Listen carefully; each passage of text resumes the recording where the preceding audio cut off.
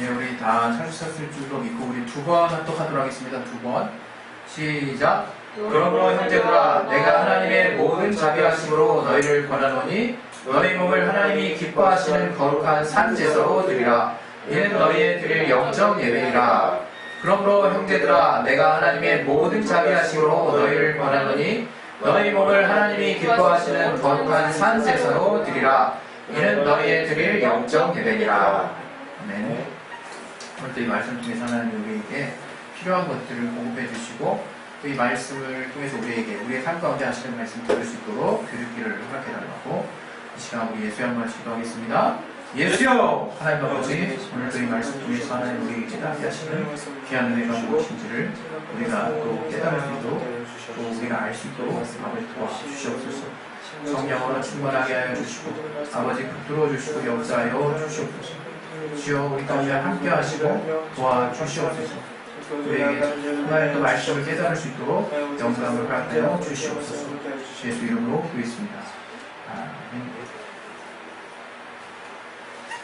자, 우리가 신앙생활을 한다는 것이 무엇인지 고민하게 되는 순간들이 많이 있는 것 같습니다.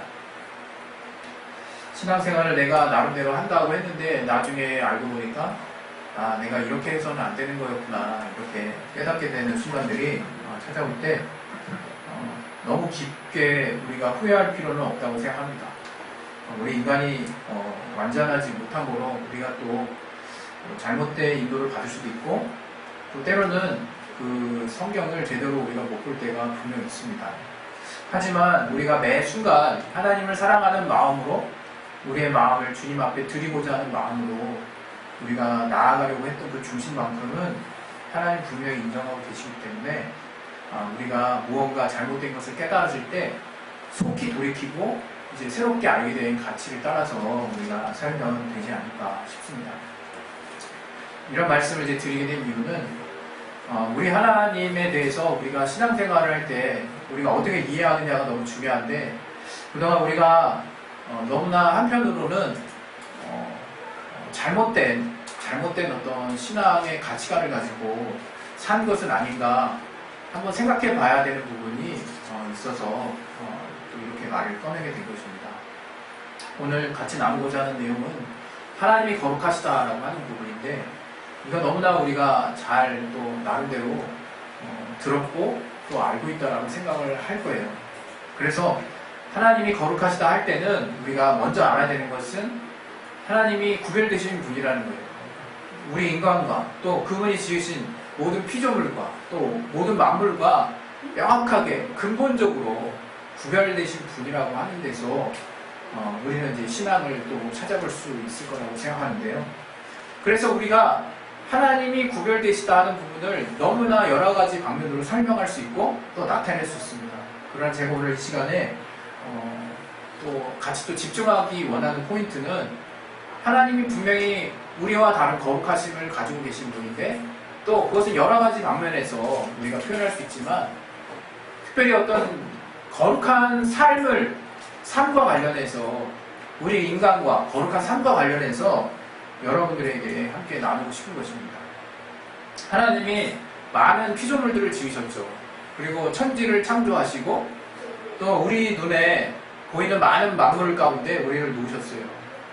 그런데 우리가 그런 만물 가운데 이제 살다 보면 그냥 단순히 우리가 많은 피조물들 가운데 조금 우월한 그리고 저들을 실제적으로 지배하고 있기 때문에 분명히 우리가 뭔가 특별한 존재로 지어졌다고 하는 정도 또 정말 하나님을 인정하지 않는 사람들은 그저 그냥 인간이 최고라고 하는 그런 어떤 절대적 가치만을 가지고 세상을 투영해 보려고 할 것 같습니다. 그러나 우리 그리스도인들, 우리 하나님을 믿는 사람들은 분명히 우리가 하나님으로부터 지음을 받았고 우리가 이 땅에 피조물로 존재하고 있는데 다른 피조물들과의 관계에 있어서 우리는 과연 어떻게 지음을 받았는가 하는 것들을 생각해 볼 때 우리는 창세기에서 그 여러 가지 힌트들을 찾을 수 있죠. 그 중에 가장 두드러진 것은 하나님이 우리 인간을 지으셨을 때 그분의 형상을 따라 그 모양대로 우리를 지으셨다라고 말씀하신 부분이에요. 또 3장에 2장에 하나님이 또 우리의 그 코, 우리 만들어진 인간의 그 코에 생기를 부어넣었다고 하는 거죠. 하나님의 생기. 바로 하나님으로부터 직접적으로 나온 그 생기를 우리 안에 불어넣으셨다라고 하는 것입니다. 그래서 우리가 이 한국 성경에 보면 생명이라고 나오는데 그 히브리어 원어로 보면 그냥 산 존재라는 의미인데 그것을 우리는 이제 생명이라고 표현을 했죠. 그래서 이것이 영적인 의미를 쓰인 것이냐 아니면 뭐 그냥 산 존재로 쓰이는 것이냐 하는 것에 대해서 정말 뭔가 어떤 신학적으로 뭔가 따져보려고 한다 그러면 약간은 논란의 여지가 있는 부분이 있긴 있어요. 그러나 분명한 것은 하나님이 우리에게 무언가 우리로 하여금 우리도 그냥 흙으로 지어진 존재였는데 그 코에 생기를 불어넣으셨다는 걸 하나님에 의해서 직접적으로 우리에게 무언가 새로운 것들을 부여하셨다는 것에 대해서 부인할 수 없는 어떤 증거들이 있는 거죠. 더 나아가서 하나님께서 우리를 분명히 모든 만물을 다스리도록 하셨다는 것도 부인할 수 없는 또 사실인 겁니다. 또 하나 우리 모든 만물에 그 지어지는 이름, 그 아담에게로 이끌어와서 그 아담이 짓는 그 이름이 곧 그 이름이 되었다라고 표현하신 것들을 통해서 인류는 분명 어떤 피조물보다도 귀하게 지음을 받았다는 것을 우리가 쉽게 찾아볼 수 있는 것입니다. 그래서 우리는 그 창세기를 통해서 인류가 분명히 피조물 중에서도 구별되게 지음을 받았구나 하는 것들을 우리는 쉽게 알아볼 수 있는 거예요. 그러나 그 구별됨의 가장 정점에 있는 것이 무엇인가에 대해서 그리스도인과 그렇지 않은 자들과의 분명한 차이가 있는 것입니다. 그렇지 않은 사람들은 우리 인간이 가지고 있는 다른 피조물들과의 다른 어떤 우월성들을 나열하면서 그것을 인간의 고유한 내지는 틀린 얘기는 아니죠.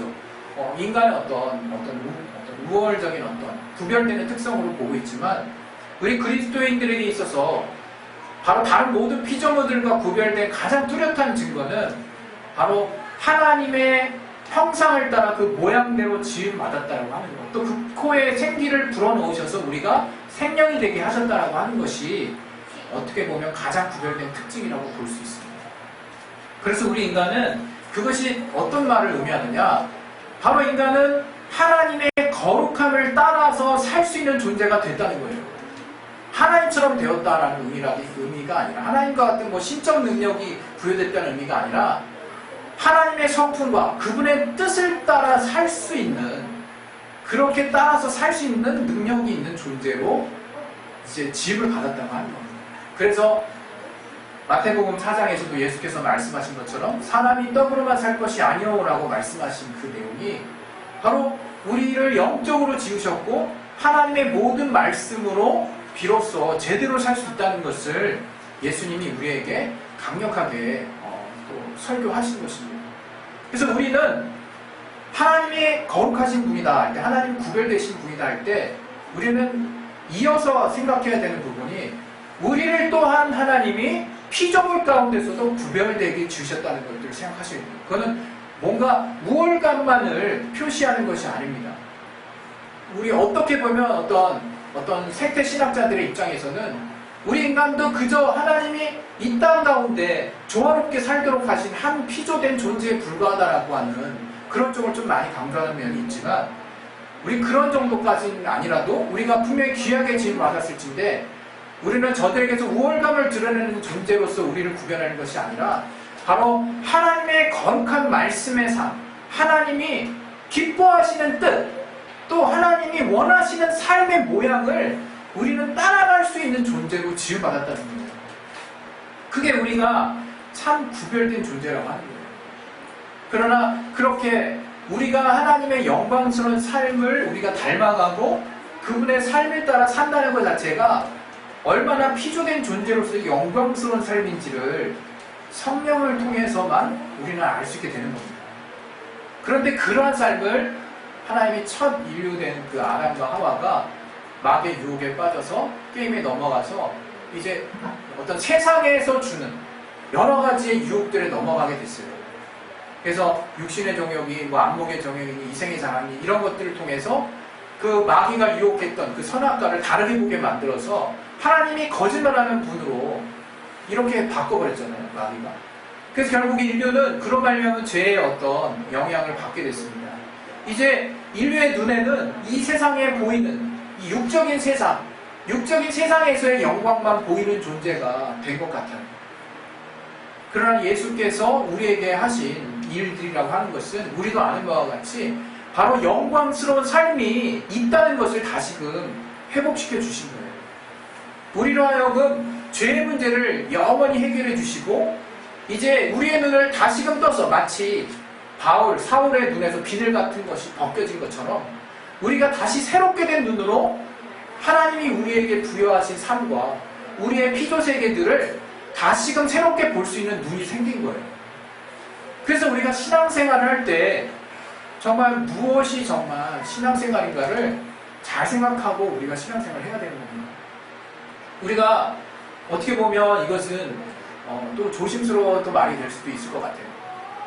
우리가 그동안 사실 교회에서 이제 신앙생활이라는 것을 했죠. 또 전통적으로 기독교는 교회 중심의 신앙생활을 합니다. 제가 말하는 교회는 에클레시아, 회중들의 그 모임 그 자체를 말하는 것이 아니라 눈에 보이는 어떤 예배당을 지금 얘기하는 겁니다. 그 예배당을 중심으로 우리는 신앙생활을 해왔어요. 그런데 저도 몰랐죠. 제가 비로소 목회자가 되고 개척을 하고 따로 성경을 보고 또 무엇이 옳은 가치인가를 혼자서 고민해보고 또 하나님 앞에 묻기도 하고 그런 어떤 시간들을 통해서 자연스럽게 이건 아닌데 라고 생각하는 것들이 이제 생겨나기 시작한 겁니다. 그게 뭐냐면 과연 이 예배당이 거룩한 곳인가? 그 하나님의 말씀에도 그 단이 거룩한 곳이냐, 그 위에 올려진 제물이 거룩한 곳이냐 이런 말씀을 하시는 부분이 있잖아요. 과연 중심이 무엇이냐는 하나님이 과연 거룩함의 핵심이 무엇이냐 하나님이 이렇게 물어보시는 장면이 있는데 저는 이제 그런 부분을 사실 이제 고민하기 시작한 겁니다. 과연 교회는 왜 거룩한 곳인가? 교회라고 하는 유형의 어떤 건물이 거룩한 곳인가? 그것이 거룩한 것이 아니라는 생각은 누구나 상식이 있는 사람이면 다 알 거예요. 교회 자체가 거룩한 곳이 아니죠. 건물 자체가 거룩한 것이 아니죠. 그 안에 모인 회중들이 주님의 몸으로서 어떻게 주님의 말씀을 따라가느냐에 따라서 좀 더 구별되고 거룩한 어떤 모임의 어떤 교회를 이룰 수 있는 것이고 또 그렇지 않을 수도 있는 거예요. 그런데 어느 때인가부터 우리가 그런 모든 거룩함의 요소들을 교회 건물 안에 또 교회의 시스템 안에 또 교회의 어떤 형태 안에 교회의 어떤 의식 안에 넘겨버리고 우리는 그냥 몸만 달라고 교회 안에 들어가는 형태의 어떤 신앙이 진행되기 시작했어요. 이게 어떤 모습이냐? 사실 구약시대 때의 제사의 모습이거든요. 구약시대의 제사의 모습이라고 하는 건 물론 거기서는 다 껍질만 있는 거다 이렇게 지금 주장하려고 하는 것이 아닙니다. 어찌됐건 그 구약시대 이스라엘 백성들은 하나님이 성막을 통해서 저들과 만나주시고 저들의 길을 사해주신 또 하나님을 만나는 법을 하나님을 섬기는 법을 성막과 성소의 모형을 통해서 알게 해주셨어요.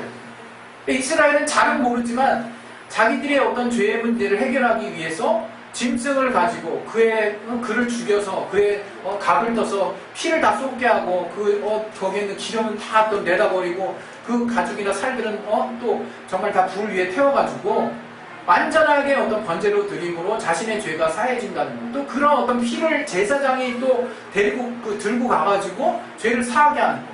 또 이스라엘 전체를 놓고는 1년에 한 번씩 대제사장이 또 그런 이스라엘 백성을 대표해서 자신의 죄를 속하는 작업을 먼저 한 후에 또 그런 이스라엘의 죄를 대속하는 죄의 피를 가지고 짐승의 피를 가지고 지성소 안으로 들어가서 또 하나님께 섬기는 예를 다한 모습들을 가르쳤단 말이에요.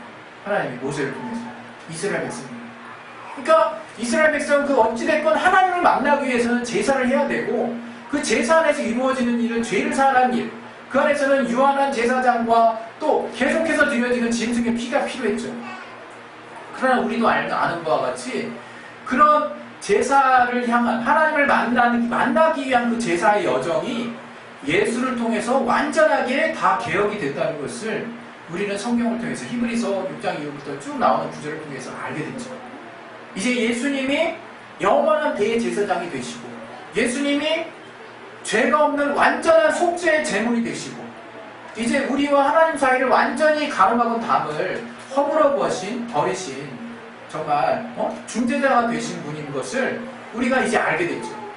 그래서 우리가 이제 그 하나님을 어떻게 만나느냐라고 하는 부분에 대한 명쾌한 나름대로의 답을 알게 됐고, 또 그 답을 통해서 하나님께 나아가고 있어요. 그러나 아직도 잔재와 같은 모습들이 교회에, 또 그러한 모습들을 통해서 교회가 하나님이 원치 않는 모습들의 어떤 신앙의 행위들을 권장하고 있다 이거예요. 그게 바로 지금 교회당, 예배당의 모습입니다. 여러분, 예배당은 성전이 아니에요. 성전 건축이죠. 한때 우리가 성전 건축 그랬어요. 성전 건축 자체가 말이 안 되는 거예요. 우리가 성전인데 누가 성전입니까 지금? 성전 건축 정말 그렇게 얘기를 다니면서 누군가가 했다면 그것은 우리 영혼을 정말 성전 삼고 임하신 성령이 정말 마음껏 계실 수 있도록 우리가 거룩한 주님의 전이 될 수 있도록 노력하자, 그 뜻밖에 안 되는 거예요. 그런데 어느새부턴가 우리는 뭔가 기묘하고 묘한 어떤 개념들 위에 교회 예배당이 성전이 돼 있고, 또 그 성전에, 이 성전 안에서 이루어진, 교회 예배당에서 이루어지는 각종 신앙의 행위들만이 거룩한 어떤 신앙적 행위라고 구별이 되기 시작했다 이거예요. 그러면서 우리에게 당장 정말 조금씩 정말 영향을 미쳤던 우리의 개념들이 어떤 것이냐, 날들이 달라지기 시작했어요. 하나님이 귀하게 계시는 한 날, 구약의 안식일이죠. 그러나 주일은 여러분, 안식 후 첫날, 부활하신 날, 그날을 우리가 기념하여서 제자들이 모여서 정말 주의 날로서 드린다라고 하는 것이지, 우리의 사실상 그 주의 날이라는 개념을 더 찾아 올라가면 하나님을 만나는 날이거든요. 우리는 이제 임마누엘 하신 주님의 약속이 성취된 신약의 백성들이에요. 신약의 하나님의 자녀들이. 다시 말하면 성령이 우리 안을 정말 성전 삼고 이제 영원히 내주하시는 상태가 된 거예요. 우리가 날마다 성전의 상태가 된 거라는 거죠. 주님을 얼마든지 어디서든지 어떤 때든지 내가 믿음의 중심을 가지고 하나님의 뜻을 따라 만나려고 한다면 어디서든지 언제든지 만날 수 있게 된 거예요. 다시 말하면 이제 우리가 하나님과 교통할 수 있는 존재가 됐다는 거예요. 그래서 여러분이 우리가 정말 여기서 알아야 되는 분명한 개념은, 교회에 보이는 건물과 예배당이 결코 그것 자체가 거룩함의 어떤 대상이 되지는 않는다는 거예요. 근데 우리는 너무나 오랜 시간 동안 그 교회의 예배당에 우리의 믿음을 갖다 바쳤습니다. 다시 말하면 그 성전 건축을 위한 헌금을 우리는 강요당했고, 또 교회 안에서 이루어지는, 또 그 교회로 사람들을 인도해야 되는 전도에 우리는 정말 최고의 사명으로 여겼어요. 제가 지금 전도하지 말라는 얘기를 하는 겁니까? 교회 망하라고 하는 얘기를 하는 거겠습니까? 이제 교회가 왜 필요한가는 좀 이따 말씀드릴 거예요. 그런데 우리가 그 이전에 우리 육신의 눈안에 보이는 그 예배당이 가지는 그 의미가 완전히 다른 용도로 퇴색해졌다는 것을 말씀드리려고 합니다. 우리가 매 순간 중요해야 될 것이 무엇이냐, 오늘 가진 본문이 그 답을 얘기해주고 있는 거예요.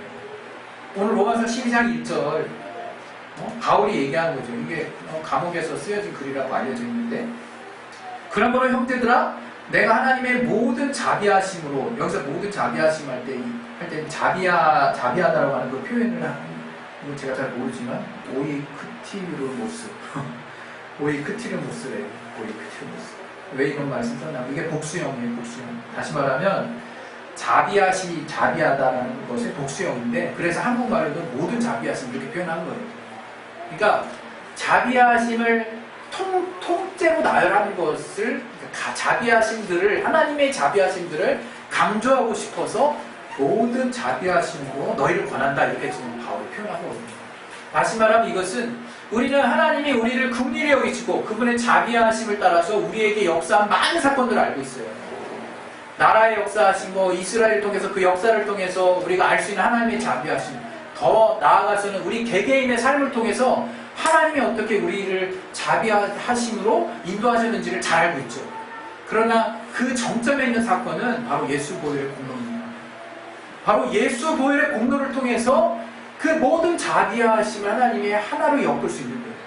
그 예수를, 지금 예수님의 긍휼, 하나님이 그 아들 예수를 보내신 이유를 우리로 하여금 다시 한번 생각나게 하는 구절들을 후반부에 써놓으셨어요. 그게 뭐냐? 너희를 권한다. 그 모든 자비하심의 그 정점에 있는 예수의 공로를 통해서 너희가 알게 된 게 뭐냐? 바로 그것이 너희 몸을 하나님이 기뻐하시는 거룩한 산제사로 드려라. 바로 이거예요. 이게 바로 답입니다. 뭐냐?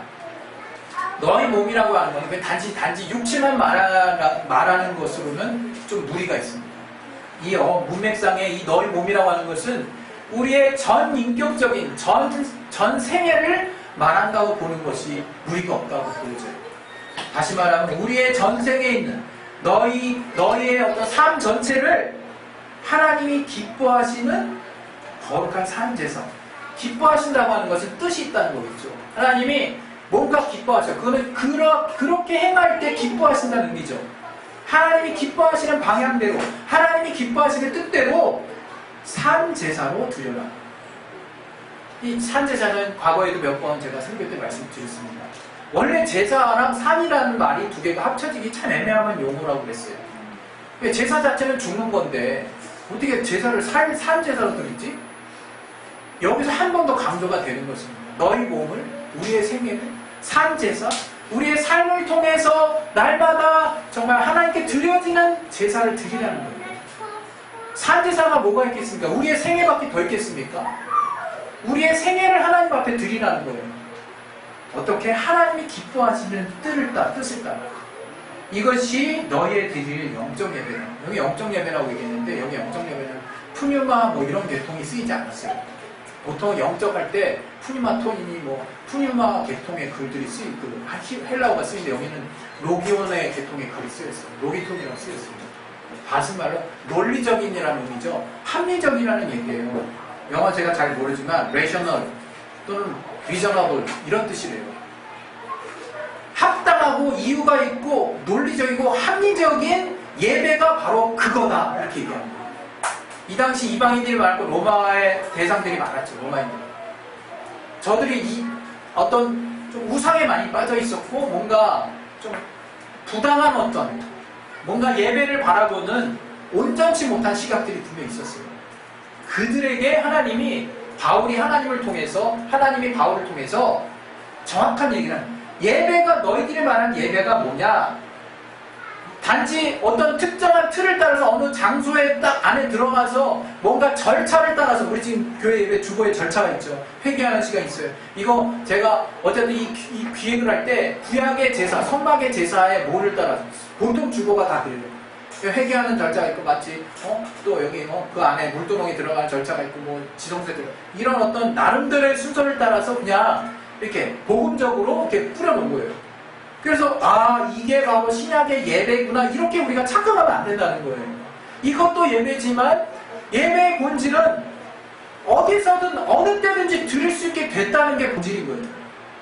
교회의 어떤 예배당의 틀 안에서 어떤 정형화된 어떤 성전 의식을 통해서 또 그 안에서 이루어지는 기도 말씀 어떤 또 헌신이나 봉사 또 성찬 이런 어떤 의식이나 예를 통해서 이루어지는 어떤 그 패키지화된 그런 어떤 내 안에 형상화된 어떤 모습이 예배라고 여러분이 착각하시면 안 된다는 거예요. 그것만이 예배가 아니라는 거예요. 그것은 그래서 우리가 주일 예배를 드리죠. 예배 드린 거 맞습니다. 그러나 예배의 본질은 지금 제가 오늘 주일에는 이런 것들을 모두 회파하자 그 얘기가 아니에요. 제가 말씀드렸죠. 교회가 필요한, 예배당이 필요한 이유가 있어요.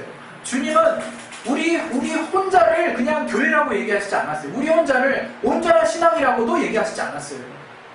반드시 우리가 모여서 주님의 몸을 이룬다고 말씀하셨어요. 그래서 그 몸을 통해서 서로가 서로를 돌아보고 마치 몸의 각 기관들이 서로 딴 방향을 향하는 것이 아니라 머리의 지시를 따라 온전히 한 방향을 향해서 서로 조화롭고 유기적으로 하나가 되어 있는 모습처럼 그렇게 우리가 하나 되는 것이 바로 교회다 얘기하셨기 때문에 우리는 모여야 되는 것이고 그래서 그 모임을 이루어줄 수 있는 교회당, 예배당이 필요한 거예요. 그런데 그렇다고 해서 지금 우리의 잘못된 어떤 교회 모습들이 다 수용돼서는 안 된다는 거예요. 그 모습들이 뭐냐? 이제 모습들이 도리어 예배당이 더 중요한 모습이 돼버렸다는 거예요. 어느새. 예배당 안에 있는 어떤 절차들, 예배당 안에서 이루어지는 어떤 헌신 작정 헌금들, 예배당에서 있는 어떤 건축을 향한 어떤 정말 어떤 사람들에게 뭐 푸시하는 모습들, 이 우리 교회의 어떤 가치들, 이런 것들이 너무나 더 다 중요해져가지고 교회 예배당을 중심으로 이루어지지 않을 수 없지만 우리의 신앙의 중심에 더 중요하게 여겨져야 되는 삶의 부분이 무시되고 있다는 거예요. 제가 여러분에게 마지막으로 말씀드리려고 하는 것은 오늘 이 12장 1절에서 드리는 것은 바로 거룩한 산제사는 우리의 전 삶의 영역을 통해서 늘 주님 앞에 드려지는 제사, 삶을 통해서 드려지는 제사를 지내라는 거예요. 하나님이 기뻐 여기시는 뜻을 따라 우리의 삶으로 하나님이 귀하게 여기시는 예배를, 그 제사를 우리의 삶을 통해서 드리라는 얘기예요. 그것이 바로 합리적인, 합당한, 온전한 예배라고 지금 말하고 있는 거예요. 결론을 냅니다. 결론대로 말씀드리면 우리가 그동안 주일 중심의 삶을 너무 많이 살았어요. 저는 이제 좀 생각을 좀 달리 해야 된다고 생각합니다. 우린 주일 중심이 돼서는 안 되고요. 주님 중심이 돼야 돼요. 어느 날이든 월요일이든 화요일이든 수요일이든 주님의 날, 주님 중심으로 사셔야 되는 거예요. 주일 중심으로 사셔야 되는 게 아니에요. 왜? 모든 날이 주의 날인데요. 근데 우리가 생각하는 주일은 일요일 하루밖에 없잖아요. 그럼 6일은 어떻게 보니까 마귀와 싸우는 날이지 뭐. 그리고 전도를 위해서 애쓰는 날이죠 뭐. 그리고 괴로운 날이죠 뭐. 어떻게든 이겨내야 되는 날이죠. 틀렸다 이거예요. 매일매일이 행복한 날이에요. 매일매일이 주님과 동거하는 날이고, 매일매일이 주님의 역사를 보는 날이고, 그러한 중에 우리가 주님의 몸을 기억해서 함께 모여서 더 머리 대신 주님을 생각하는 날이 또 우리가 지금 만들어 놓은 일요일이 되는 거예요. 여러분, 자꾸 일요일에 특별한 의미를 부여하려고 하지 마세요. 우리는 이렇게 모여서 너무나 기쁜 만남과 교제와 주님이 명하신 성찬을 하는 아주 영광스러운 어떤 일들을 이날에 행하고 있지만, 이날만 특별한 날이 돼서는 안 됩니다. 우리의 삶이 더 중요한 거예요. 우리의 삶에 어떻게 주의 말씀을 순종하며 지낼 것인가가 신앙의 골자, 뼈대, 더도 아니고 덜도 아니고 아무것도 없고 그것 자체가 우리의 신앙입니다. 다른 것으로 현혹되지 마시고 다른 것으로 여러분 눈 돌리지 마시기 바랍니다.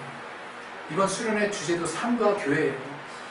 교회가 바로 우리의 삶에 어떻게 자리매김되어야 할 것인가가 주제입니다.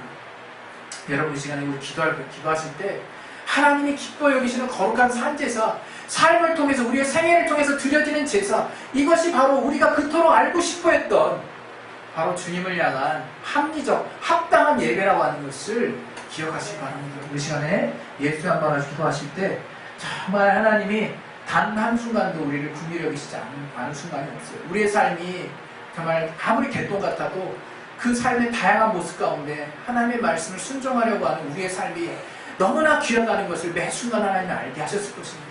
그 가치를 잊지 마시고 늘 성령 충만함으로 우리의 삶 가운데 역사하시는 하나님의 인도하심을 받고 하나님이 깨닫게 하시는 말씀을 따라 살게 도와달라고 우리 시간에 예수 한번 기도하겠습니다. 예수여, 하나님 아버지의 성령으로 충만하게 역사하시고 도와주시옵소서.